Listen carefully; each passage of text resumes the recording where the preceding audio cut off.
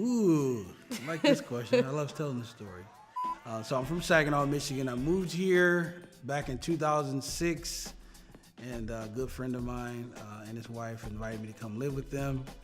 And I started school. I was looking for a church home, and I ran into someone at school who went to this church, and they invited me. And I decided to go. So anyways, I sat there and in this service, and this young lady walk in. I'm like looking at her like, man, I know her from somewhere.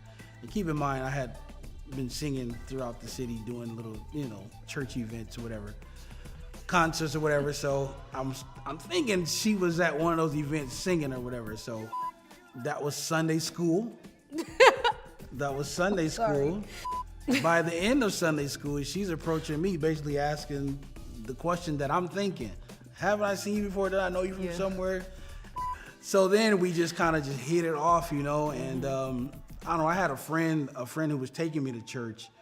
He was kind of like, yeah, I saw you and Leah talking, what do you think about her? And I'm like, I'm not interested, I'm not. But he got my number though.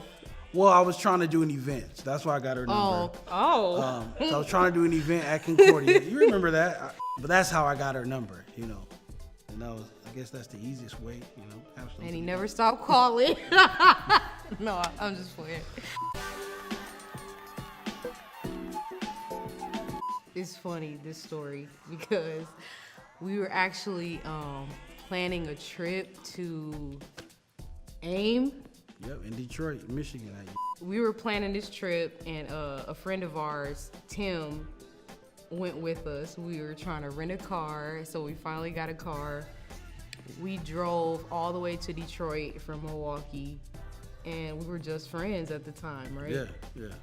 And so I stayed with my sister. He stayed with his brother and friends during the time we were there. And so I guess one time he dropped me off at my sister's house, and then we just like just stared at each other for like hours. Yeah, I guess it was kind of We were just talking, and